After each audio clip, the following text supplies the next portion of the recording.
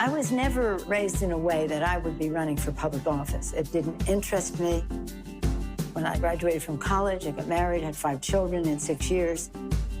So that was my life. When the children were grown, the opportunity to run for Congress came along. She ran because another woman said, run. And she won, starting on a path that would make history, the first woman Speaker of the House.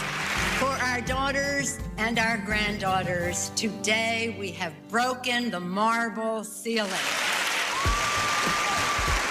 In her, so many saw themselves. I did feel a real responsibility to other women as I stood on the shoulders of those who went before. Now, it was her turn to say, run.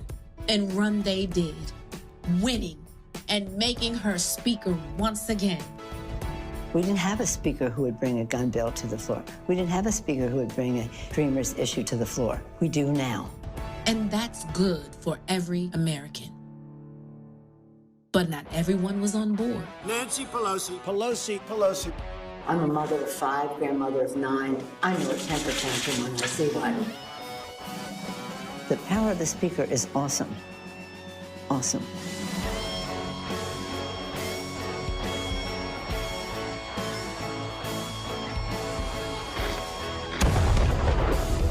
If you want to go into the arena, you have to be prepared to take a punch.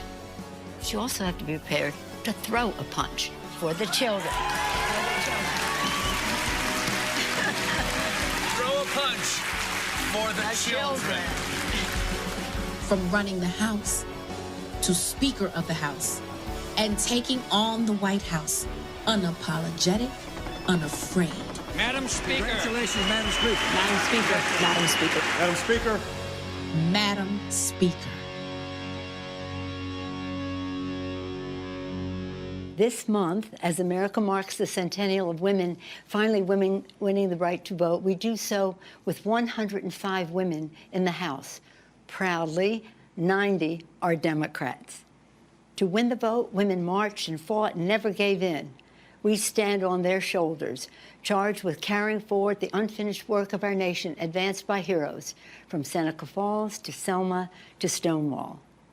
4 years ago, when President Obama and Vice President Biden were in the White House, they made us proud, and their leadership made our country great. In that spirit, we come together now, not to decry the darkness, but to light a way forward for our country. That is the guiding purpose of House Democrats, fighting for the people. We have sent the Senate bills for lower health care costs, for bigger paychecks, for cleaner government, protecting John Lewis's voting rights, and enacting George Floyd Justice and Policing Act. We've sent the Senate bills to protect our dreamers, LGBTQ equality, to prevent gun violence, and to preserve our planet for future generations, and even more. All of this is possible for America. Who was standing in the way? Mitch McConnell and Donald Trump. Our nation faces the worst health and economic catastrophe in our history. More than 5 million Americans are infected by the coronavirus. Over 170,000 have died. The science-based action in the HEROES Act we enacted 3 months ago is essential to safeguard lives, livelihood, and the life of our democracy. And who is standing in the way? Mitch McConnell and Donald Trump. Instead of crushing the virus, they're trying to crush the Affordable Care Act and its pre-existing conditions benefit.